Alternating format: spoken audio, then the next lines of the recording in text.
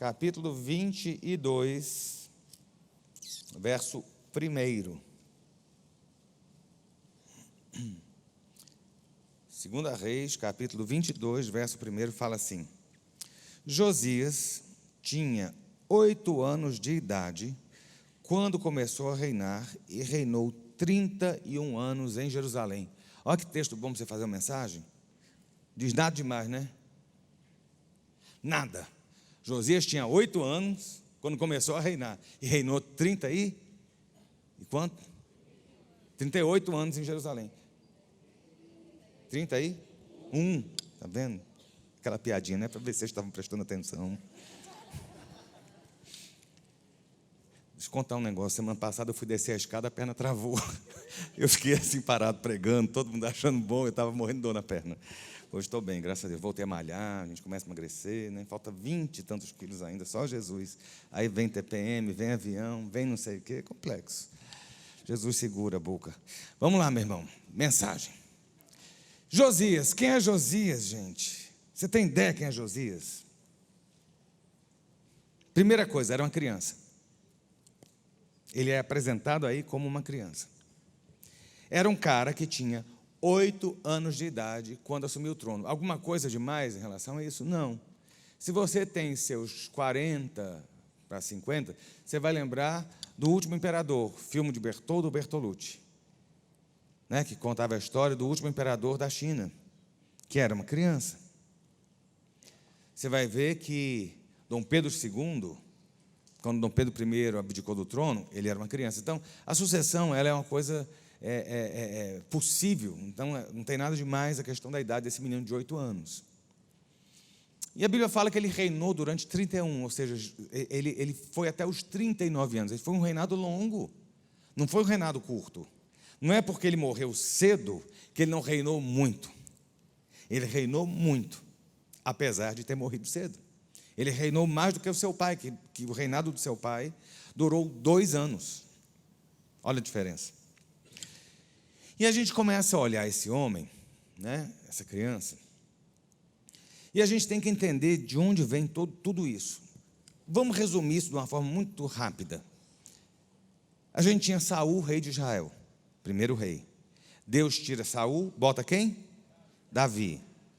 Aí Davi reina, estabelece o reino, a coisa funciona, ele tem a casa real agora, é o grande rei de Israel. Depois de Davi vem quem?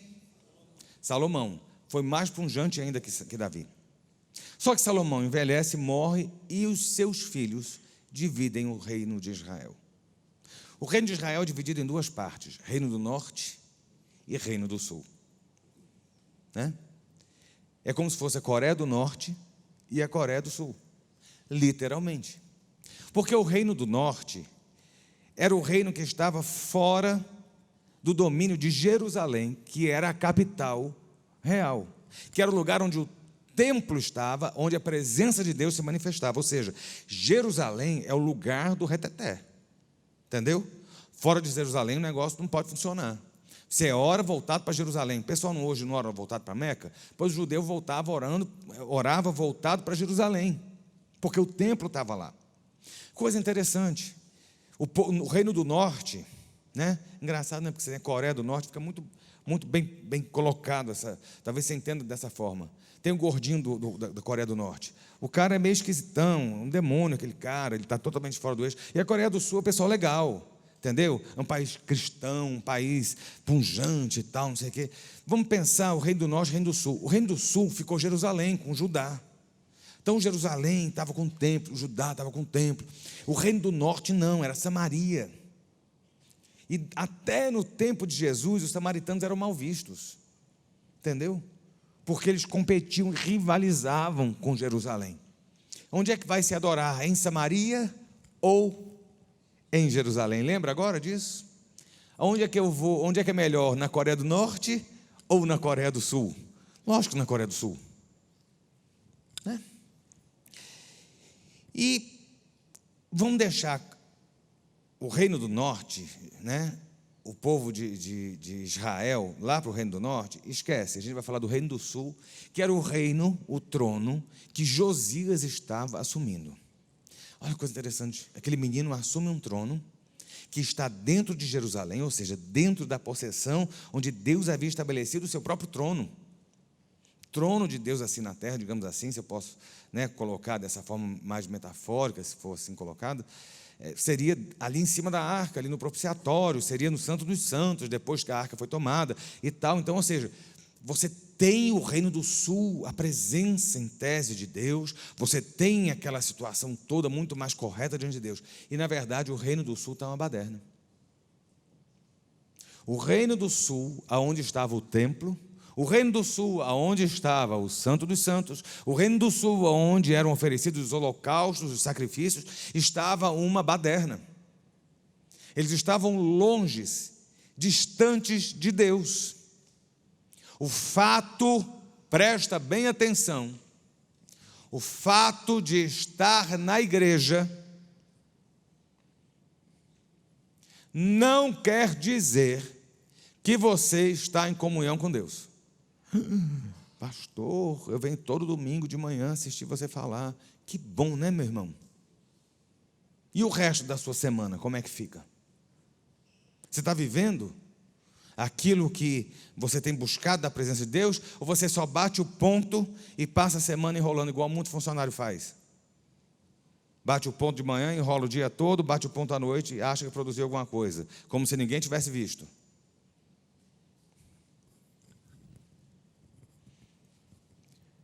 Estar na igreja, cumprir ritos, mostrar aparência, não quer dizer que se está em comunhão plena com Deus. Não é nem um bom começo. Sabe por que não é um bom começo? Porque a Bíblia fala assim, olha, ou você seja frio de uma vez, ou quente de uma vez, porque eu morro e eu vomito. Fingir, tentar mostrar aparência, tentar não sei o quê. Está aqui na igreja, mas está no Instagram, a gente vendo o carnaval lá fora, está muito legal. Vamos fritar bolinho, né? Não é não? Não adianta, meu irmão. Não é só por causa do carnaval, não. O carnaval porque está aí. Mas tem outras coisas que a gente tem que tomar cuidado.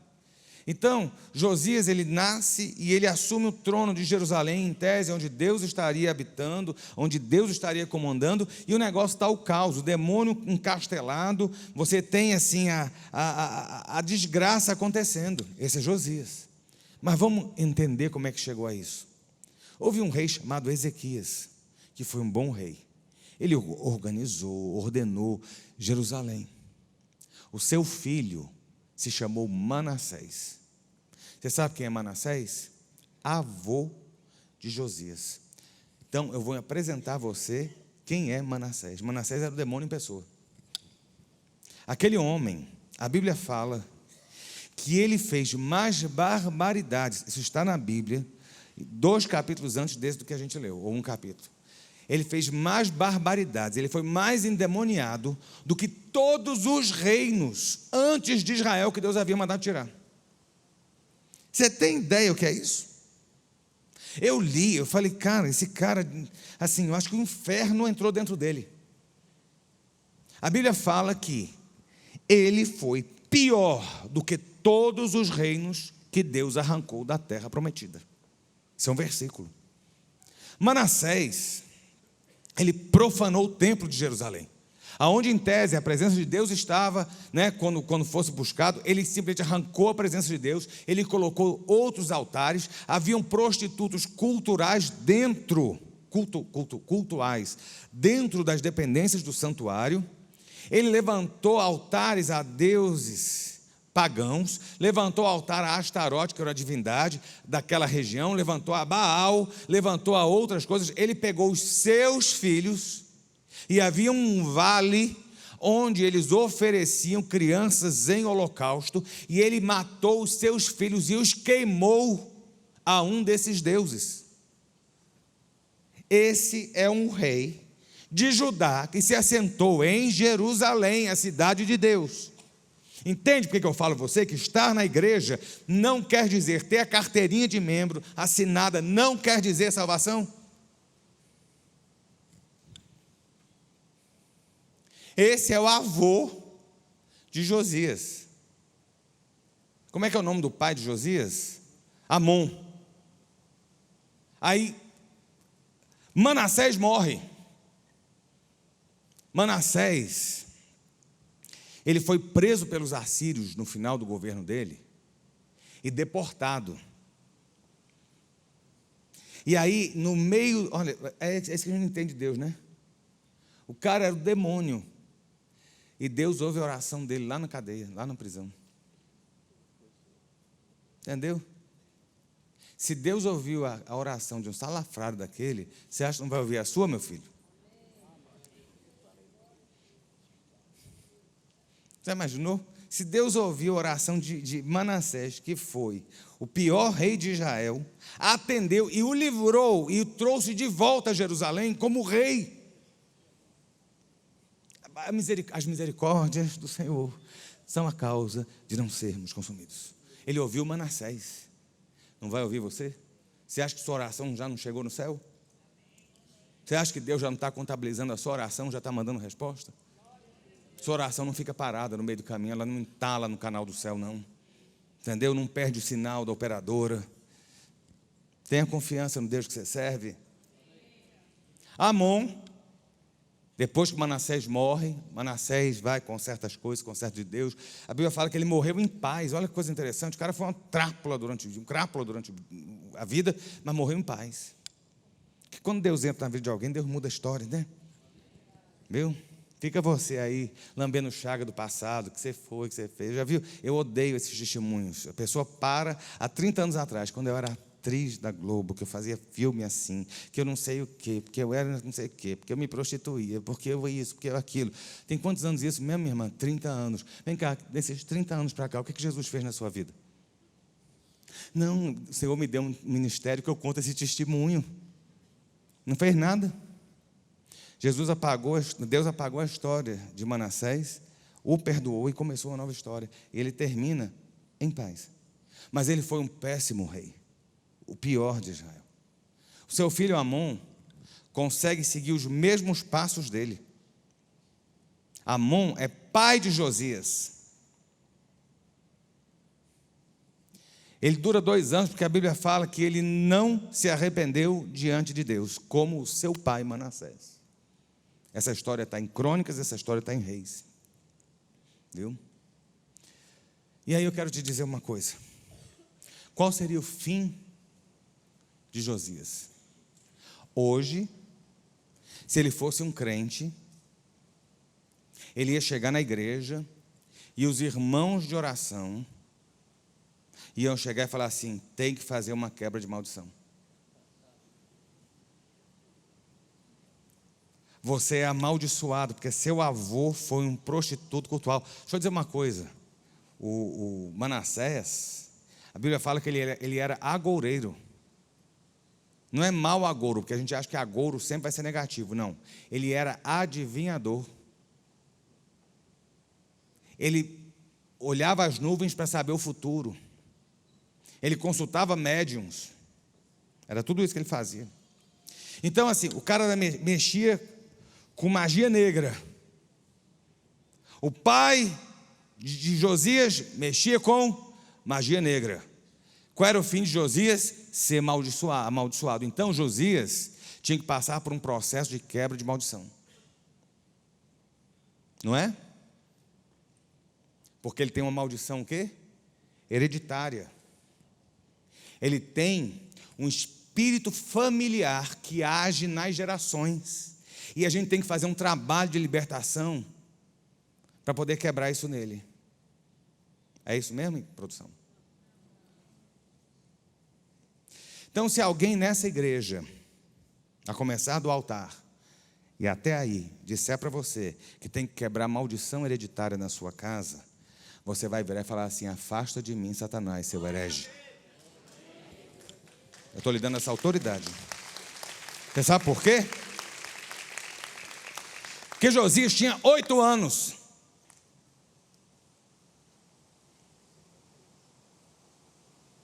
Aí você fala assim: mas ele era uma criança, ele não sabia de nada. Entendeu? Não, Josias sabia tudo. Uma criança de 8 anos que nasce dentro de um palácio, ele está acostumado a acompanhar a rotina do palácio. Ele é criado dentro da realeza, ele sabe que os pais dele matavam bebês para oferecer aos deuses, que eles ofereciam, faziam oferendas a demônios, que eles cultuavam outros deuses, que Jerusalém estava infestada de porcariada que não era de Deus. Entendeu? Aquela criança sabia. Não vem me dizer que 8 anos a criança é o quê? Estava brincando de boneca? De Falcon, sei lá, que brinca hoje em dia.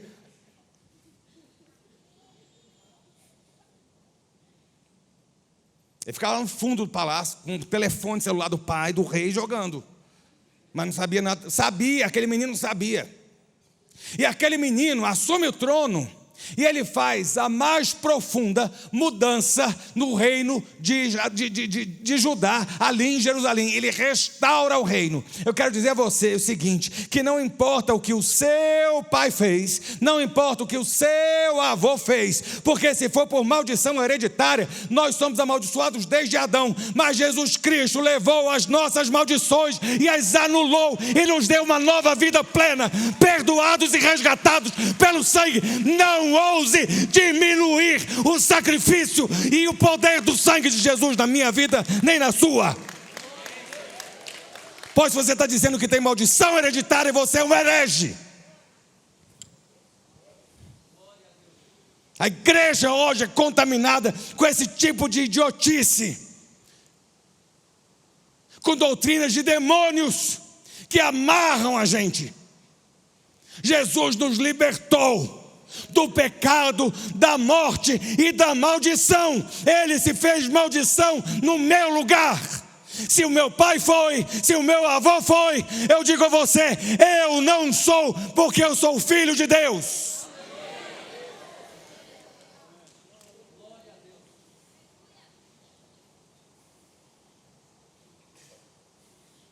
Meu avô era alcoólatra. Pastor Vilarindo era alcoólatra. Ele teve 5 filhos. 2 homens e 3 mulheres. As 3 estão na igreja, os 2 homens não estão. Mas ele não tem nenhum filho alcoólatra. Vocês sabem quantas vezes ele quebrou maldição hereditária? Nenhuma. Porque no dia que ele se converteu, ele parou de beber. No dia que ele se converteu, ele chegou bêbado em casa de madrugada, e minha avó pegou ele todo bêbado, botou no chuveiro, deu um banho, botou na cama e botou ele para ler a Bíblia. E ali ele se converteu e teve a vida mudada. O que eu estou falando aqui, ele falava de púlpito. O pessoal das antigas vai lembrar uma coisa, ele falava assim: ela nunca me esperou com um rolo de pastel para dar na cabeça. Ela fazia o pastel e me deixava o pastel quentinho pronto. Ele nunca escondeu isso. Mas ele nunca escondeu que no dia que Jesus entrou na vida dele, mudou por completo. E a família nunca foi amaldiçoada com esse espírito de bebedeira que ele tinha. Então não vem com essa lorota de querer valorizar a sua oração e prender gente debaixo de oração, porque oração não é cadeia. Oração é libertação. Você é salvo, lavado, remido, perdoado e é abençoado. Agora teria que sentar aí. Você não tem uma música, sou abençoado do Senhor? Gente, eu vibro quando eu ouço essa letra. Eu sou abençoado, abençoado do Senhor. Você não é amaldiçoado na sua família, nem na sua herança. Você é abençoado do Senhor. Josias teve o pior pai, o pior avô, mas ele com 8 anos, ele tomou a livre decisão, iniciativa de dizer: eu vou servir a Deus. Entendeu? O que é que desenho? Posso acabar a mensagem? A gente está só começando, né? A Bíblia fala que Amon se tornou mais culpável do que Josias, do que Manassés. Mantenha a sua Bíblia aberta lá. Josias estaria aos nossos olhos, da igreja evangélica hoje, no Brasil, condenado a uma maldição e a um espírito familiar. Mas ele foi alguém que não aceitou, sequer passou pela cabeça que ele estaria herdando tudo isso. Jesus já entrou na sua vida, meu filho?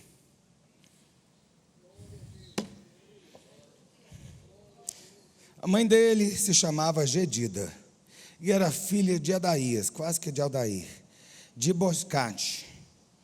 E aí é que entra o lance de Josias. Versículo 2. Primeiro, Josias fez o que era reto aos olhos do Senhor. Ei, ele fez o que era reto. Não foi para o irmão do lado ver. Não foi para mostrar poder, nem mostrar sabedoria da Bíblia. Nem foi para mostrar que ele era bom. Nem foi para os outros aplaudirem ele e falar assim: nossa, mas Josias é uma pessoa, é um santo. Não, a Bíblia fala que ele fez o que era reto. Diante de Deus, você tem que começar, e nós precisamos aprender a valorizar o que é importante. E o que é importante na sua vida e na minha, o que é importante na nossa vida, é Deus.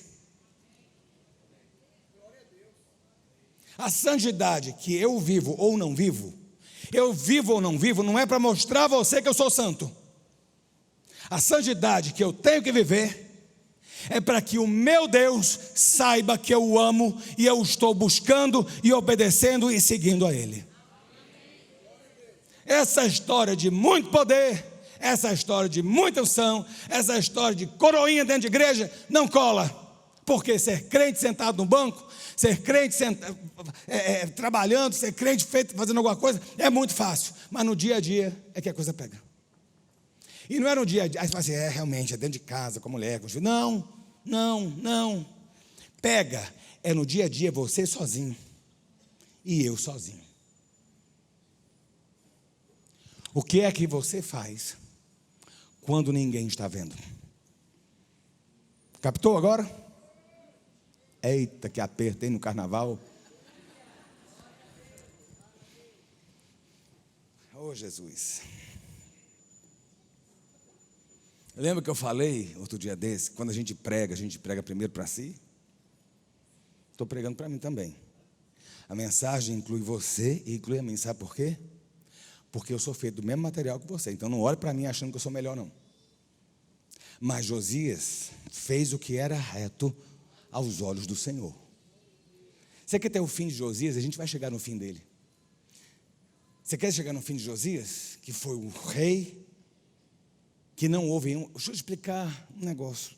Josias foi o cara, você vai entender. Tem um versículo aqui que resume Josias e ele é assim, a marca. Você quer ir bem? Faça o que é reto aos olhos do Senhor. Tipo assim, o pastor falou que não é para ficar no Facebook nem no WhatsApp na hora do culto. Aí você bota o seu celular na Bíblia. Jesus está ali na Bíblia olhando você, meu filho, ainda que não esteja. Entendeu? É tipo isso.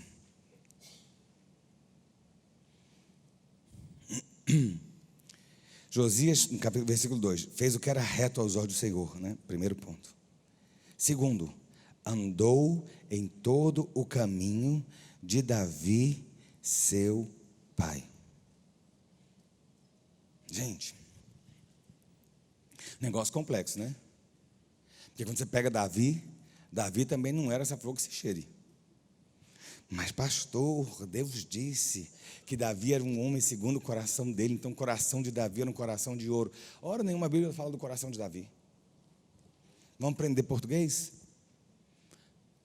Qual foi a hora que Deus falou assim, eu escolhi Davi, porque o Davi tem um coração legal? A Bíblia fala que Deus escolheu Davi segundo o seu coração, segundo o coração de Deus. Tem umas coisas, deixa eu dizer a você, algumas coisas que eu sou contundente em falar, as pessoas às vezes ficam... Eu falei domingo passado, retrasado, que eu falei assim, Jesus era feio. Teve uma pessoa que estava sentada na frente, acho que foi no culto da noite, essa pessoa ficou com tanto ódio de mim. Eu não admito estar numa igreja dessa. Que Jesus não era feio, Jesus era feio. Vá discutir com a Bíblia.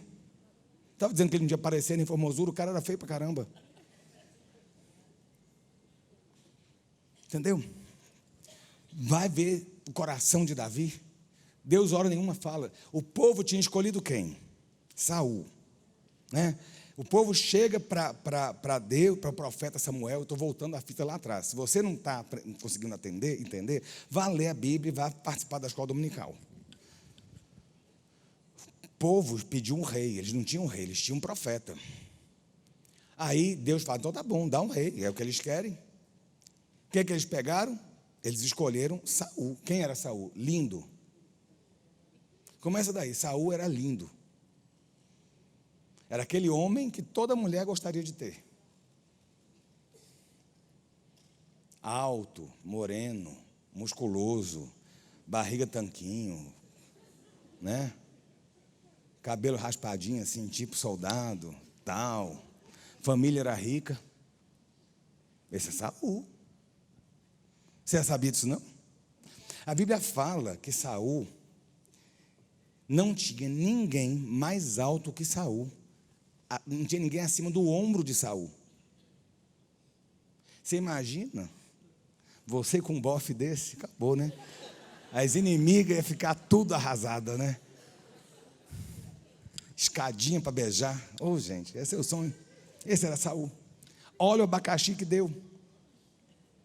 Quando deu bode todinho com Saul bonitão, que Saul só fez porqueira em Israel, Deus vira e fala assim, ô Samuel, deixa eu conversar com você. Está vendo que esse cara aí é legal, bonito e tal, mas não dá? O povo escolheu ele. Agora eu vou escolher um segundo o meu coração. Está entendendo agora o que é o coração? Deus falou, o povo escolheu, agora quem escolhe sou eu. Eu acho que eu vou escolher o Unité, Davi. Davi é um cara legal. Não é nem alto nem baixo. Né? Tem sarda. É engraçadinho. Bonitinho, novinho. Família não é rica. Mas eu gostei de Davi. Davi gosta de fazer poesia para mim. Eu fico imaginando Deus olhando Davi. Imagino Deus no céu, botando assim a mão, assim, o braço no trono dele, vendo Davi, lá nos pastos em Israel. Fala, Senhor, é o meu pastor e nada me faltará. Eu imagino Deus olhando no céu e achando tão lindo aquilo. Mas Davi também era um cara difícil. Um cara que tinha problema para educar filho. Os filhos dele foram uma tragédia. Teve um filho que depois ele tentou matar o rei. Calcula. Era um cara adúltero. Primeiro que o negócio não tinha freio. Né? Esse é Davi. Assassino. Ele matou gente inocente. Fora o tanto de gente que ele matou. Gente, Davi era assim, o próprio bipolar. Com uma harpa na mão ele estava tocando, botava a faca na outra, ele matava 1000. Esse é Davi. Você não conhece ninguém assim? Acorda bem, depois durante o dia está matando todo mundo, depois termina bem de novo. Isso é Davi. Davi era gente. Mas tinha algumas características em Davi que fizeram toda a diferença no reinado de Davi. Nós somos feitos e fomos criados para o louvor da glória de Deus, não é o que a Bíblia diz? O que é que Davi era? Um adorador. Ele captou a essência de que a vida dele tinha que louvar o Deus que o criou. Isso é lindo de ver. Esse é um dos caminhos de Davi. Davi adorava. Davi reconhecia o erro. Não tem coisa pior do que gente arrogante, que mesmo errada não dá o braço a torcer achando que está certa. Não tem pior do que gente que está fazendo errado, achando que está certo, e mesmo todo mundo dizendo que está errado, a pessoa continua dizendo, eu tenho razão. Não tem coisa pior do que a pessoa não saber, reconhecer o que faz e não pedir perdão. Tem? Pode olhar para o seu marido. E olha para a sua mulher. Davi pisava na bola, como você e como eu. Mas Davi chegava diante de Deus e falava assim, Deus, Eu errei, e eu errei, e eu errei. Errei, errei. Como é cruel errar assim. Esse era Davi. Teve uma vez que ele gostou da mulher, roubou a mulher do marido, engravidou a mulher e mandou matar o marido. Ô, gente, isso é coisa para se fazer? Uma praga um negócio desse, né? Isso era Davi. Chega o profeta e fala assim: Davi, deixa eu te contar a história. No seu reino tinha um cara que tinha só uma ovelha, e tinha um outro cara que tinha 1000 ovelhas. Esse cara que tinha 1000 ovelhas roubou a ovelhinha do cara que só tinha uma ovelha, matou o cara, e ainda veio comer a ovelhinha aqui, fez um churrasco com a ovelhinha. Davi fala assim: quem é esse desgraçado que eu vou mandar matar? Não é possível. Aí o profeta vira e fala assim: és tu. Tem gente que mataria o profeta, né? Porque profeta tem que dar profecia boa para você, né? Desce o rolo, desce o manto, desce o ouro, desce a chave, desce o carro, desce o marido, desce casa nova, desce conta azul, desce caneta azul, desce tudo. Entendeu? Mas profeta que é profeta entrega o que Deus mandou falar. Sabe que Davi fez? Senhor, eu errei. Era alguém que tinha o coração voltado. Era alguém que entendeu que o centro do reino, o centro de Israel, o centro da realeza tinha que ser Jerusalém, e tinha que ser a adoração, tinha que ser a presença, tinha que ser a busca de Deus. Davi se preocupou tanto com a presença de Deus dentro de Jerusalém, no reino dele, que ele juntou fortunas para construir o templo em Jerusalém. Então, a Bíblia fala que Josias, ele fez o que era reto diante de Deus. Josias andou nos caminhos de Davi, seu pai. Sabe o que Josias fez? Se você continuar lendo, a Bíblia fala que no 12º ano do reinado de Josias, é 12º? O 18º, ou seja, ele tinha 26 anos. O menino tinha 26 anos. O que é que um menino de 26 anos pensa hoje? Onde moram? Como vivem? O que comem? Assista no Globo Repórter da semana que vem. O que é que um menino de 26 anos faz? Se puder viver de renda, sem preocupação, ele vai viver. Ontem eu estava fazendo as contas, né, na Zilmar, quase que morro. Eu tenho 50 anos, eu tenho 32 anos de contribuição do INSS. Comecei a trabalhar com 16, com 18 já estava fechado. Mas não dá para aposentar, né?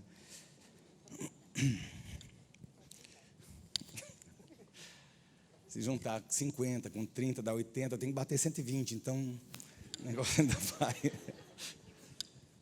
Mas Josias, e é isso que eu acho impressionante, gente. Josias resolve restaurar. A continuação do capítulo que a gente está lendo, o ato contínuo da ascensão ao trono de Josias, é ele restaurando o templo de Jerusalém. Eita, agora vem outra. Está preparado? Você quer ouvir Deus falar, não quer? Quem não quer? Eu quero. Deus não fala se não tiver altar com o holocausto e incenso diante dele.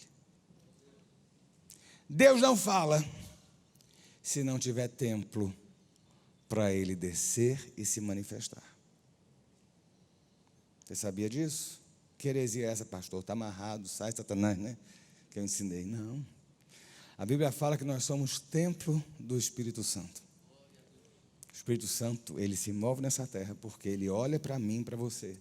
Ele não está vendo o Ricardo, que tem as falhas, os defeitos, mas ele está vendo o sangue de Jesus, que lavou minha vida. Ele fala assim: ali está o templo e o santuário. É ali que eu vou me mexer e vou me movimentar. Olha que coisa. Josias manda restaurar o templo.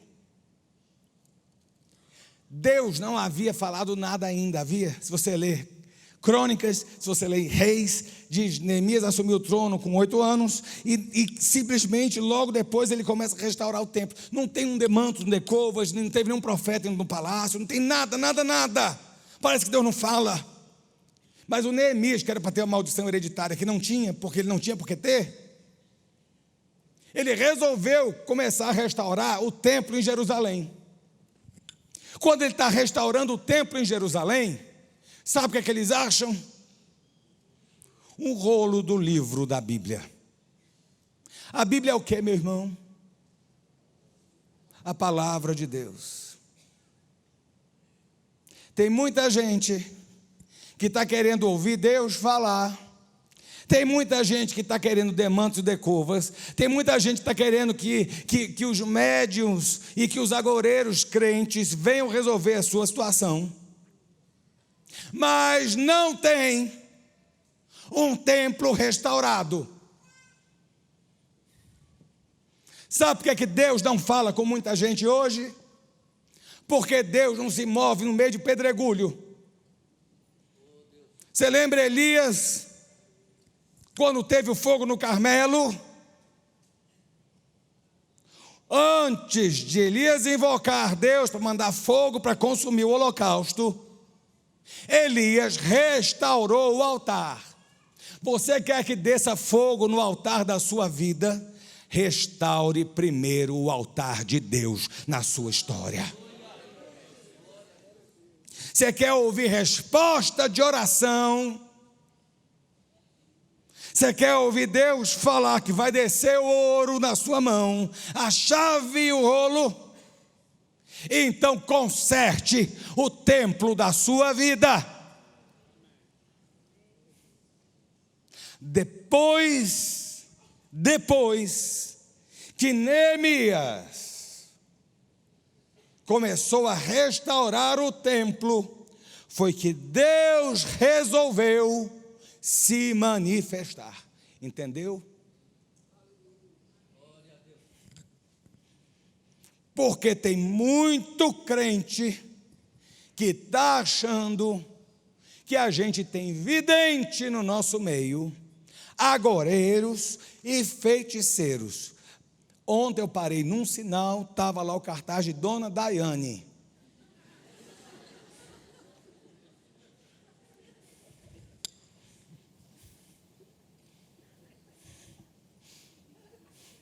Propaganda, né?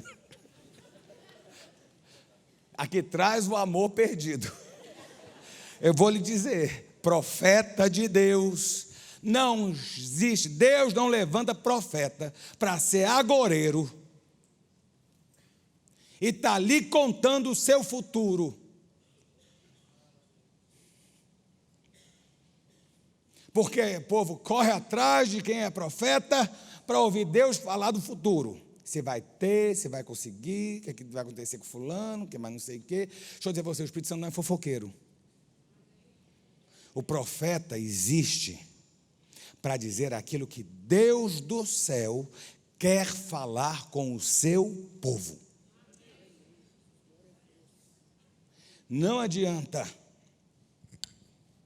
Eu lembro de um amigo meu que tem o dom de profecia, que uma vez, foi um negócio, achei fantástico isso.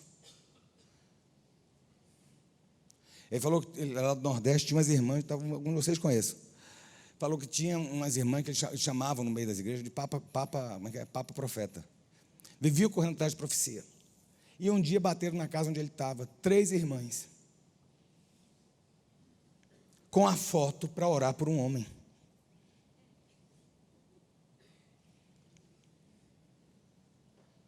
Eita. E o profeta começa a orar no demanto, no decovas, e ele vira e fala assim: por que vocês estão me tentando? Acaso sou Deus de mortos? Eu sou Deus de vivos.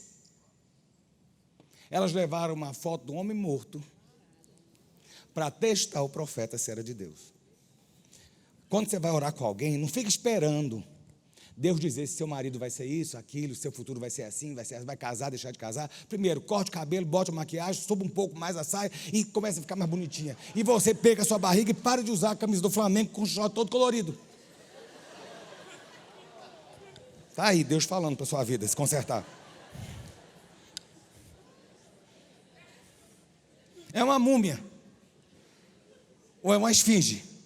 E quer que se mova o manto? Pois tire o manto, minha filha. Tire o manto, meu filho.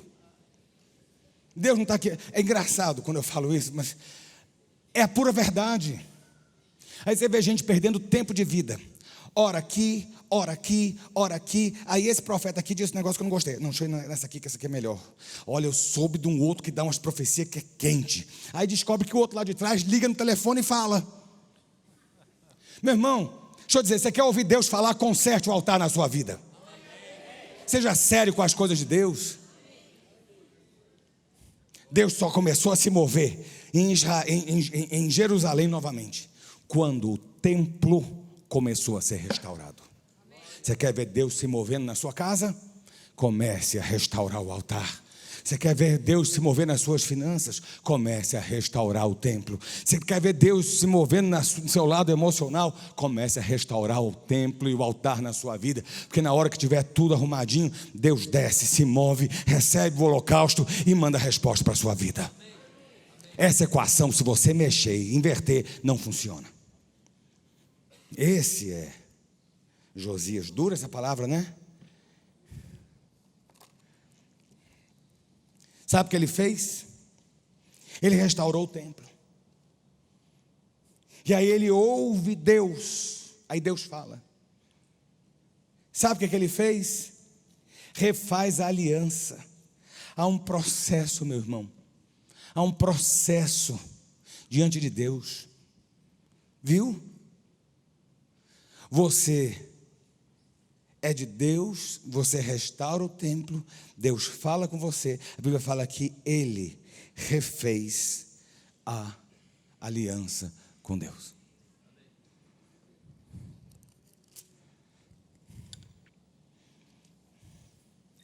E aí o que é mais impressionante, que eu estou falando isso de correr atrás, de lá e para cá e tal, não sei o quê. Lá no capítulo 23, 24, fala assim, Josias também eliminou. Gente, no meio do povo de Deus. Ei,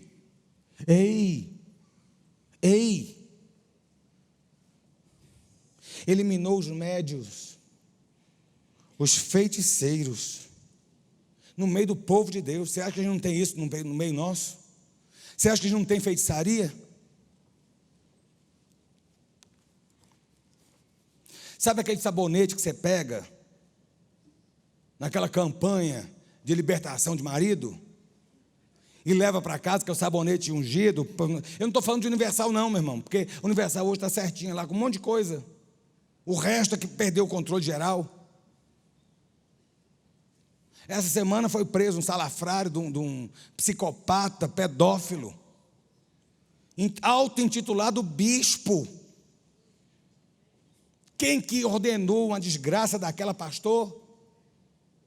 Quem que intitulou um demônio daquele bispo? Para ficar botando a mão na cabeça do povo de Deus?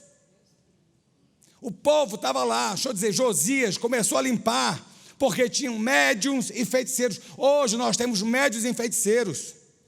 Vai nos buracos pior do mundo, no maior de perigo, pega o seu carrão, bota lá. Lógico, os profetas vêem o carro. Os profetas gostam do carro. E os profetas gostam do seu bolso. E vão falar o que você quer ouvir. Vai na reunião tal, passa no corredor. Olha, eu estava lembrando, tinha um grupo de guerra, há uns 40 anos atrás, quando levantaram o templo da boa vontade. Não tem aquela pirâmide com o negócio lá do rodador lá embaixo, daquele negócio que roda, e com um cristal lá em cima. Tinha um grupo de guerra, que eu lembrei, eu e Zilmar, a gente estava lembrando disso esses dias, porque é da nossa época lá atrás. Tinha um povo que juntava uns vidros de afrim, sabe afrim que você bota no nariz? Aí botava água, botava vinho, botava óleo e levava sal. para o tempo da boa vontade, os crentes de guerra, de batalha. E eles entravam no círculo, ia rodando, espremendo. Água, óleo, bota vinho, joga sal.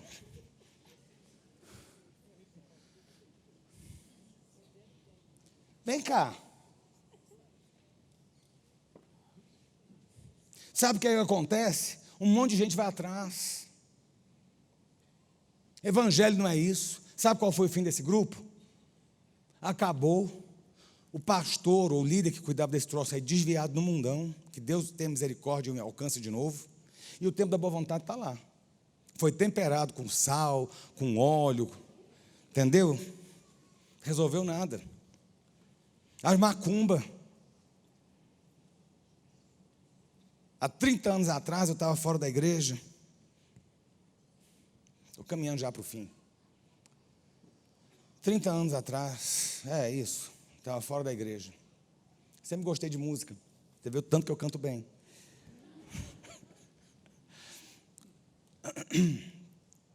E eu estava fora da igreja, menino, com 17 para 18 anos, comecei a faculdade, saí da igreja. E aí veio uma ex-feiticeira, daquelas bruxas bem cabulosa, que matava gente na esquina só com o olhar. Era a história.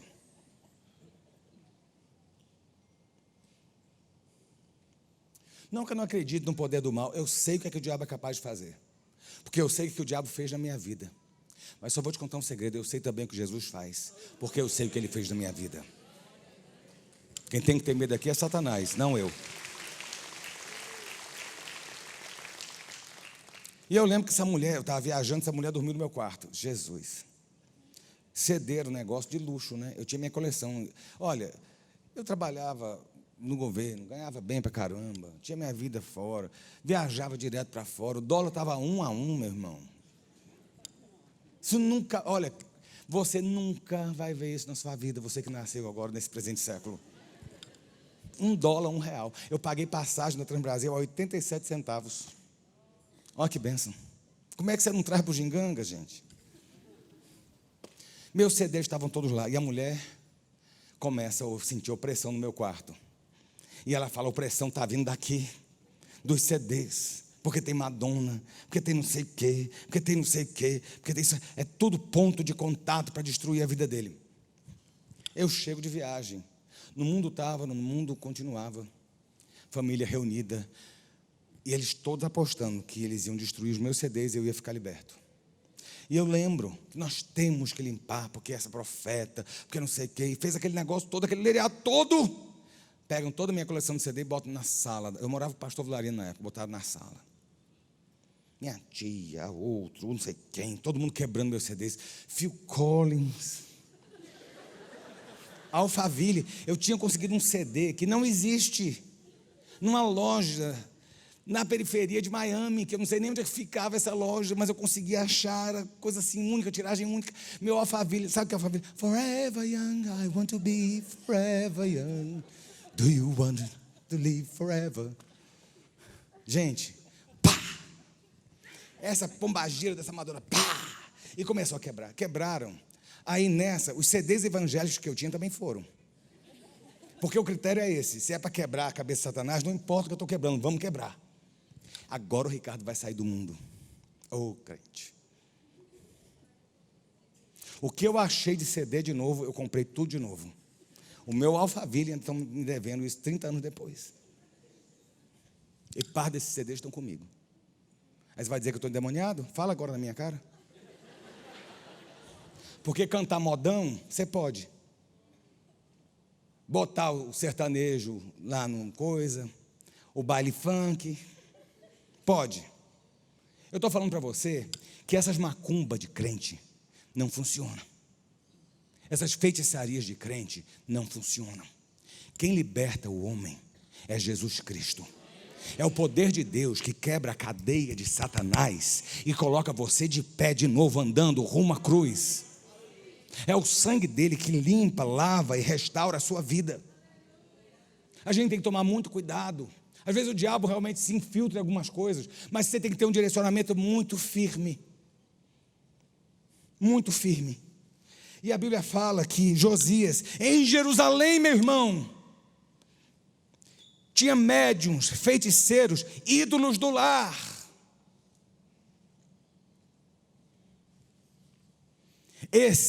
Essa era a situação que Josias encontrou Jerusalém. Ninguém prestava, ninguém dava certo, tudo estava dando errado. O avô dele tinha sido escravizado pelos assírios, o pai dele tinha sido assassinado. Ou seja, é uma desgraça atrás da outra. Josias entra. E a história do povo de Deus em Judá e em Jerusalém muda. Olha, meu irmão, você pode ser sozinho na sua casa. Receba agora o manto. Você pode ser o único servo de Deus no meio de uma podridão dos infernos no seu lar. Mas é por você que Deus vai agir. A gente está acostumado a ver água limpa sendo contaminada por um copo de óleo. Pois eu vou dizer a você, você é água pura, você vai chegar no pior dos esgotos. E na hora que você chega, a santidade de Deus na sua vida tem que santificar o lugar onde você bota o pé. Onde você bota a planta do seu pé na terra santa. Está na hora de inverter. Está na hora de inverter. Josias eliminou.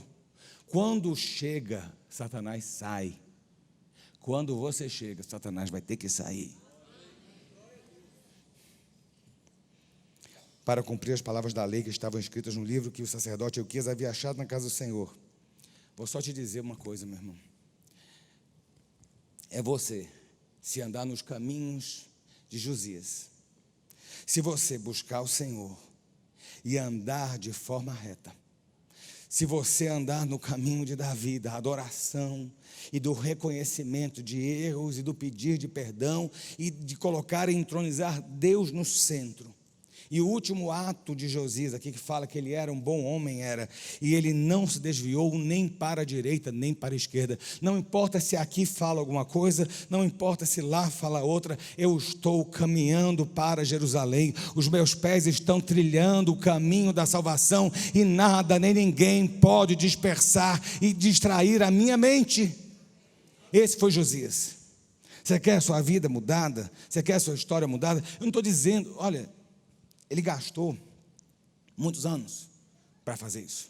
Eu não estou dizendo a você que vai ser de uma hora para outra. Mas eu estou dizendo a você que se você perseverar, Deus vai agir na sua vida.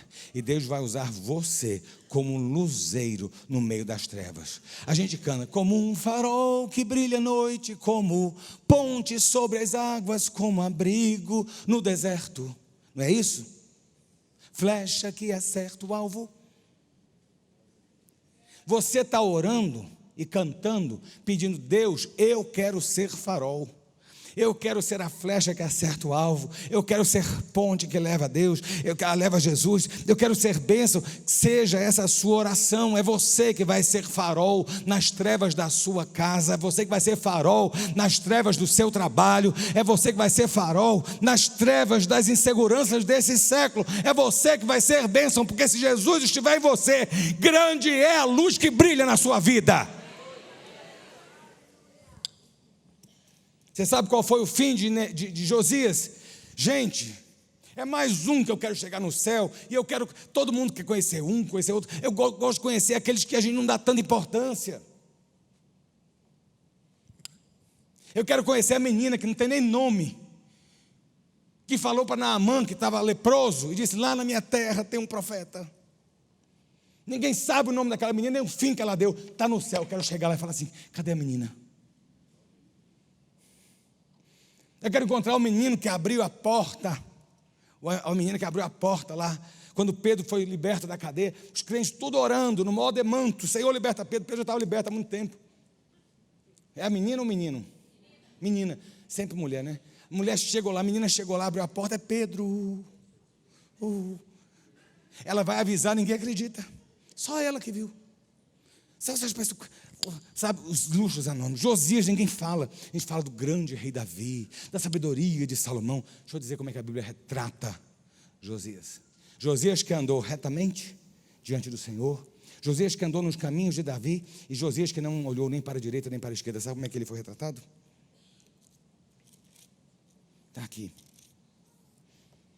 Antes dele, não houve rei que lhe fosse semelhante, que se convertesse ao Senhor de todo o seu coração, de toda a sua alma, com todas as suas forças, segundo toda a lei de Moisés. Deixa eu dizer a você, quem é que veio antes de Josias?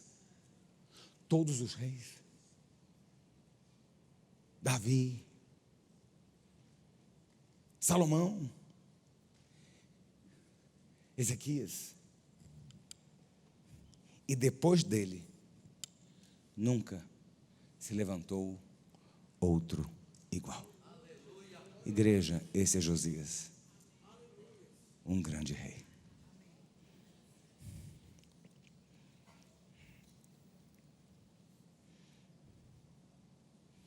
E a Bíblia fala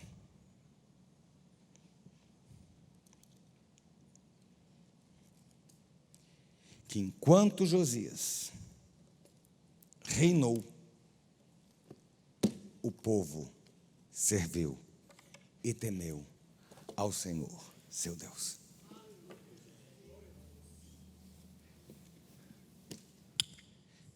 Quando um justo se levanta,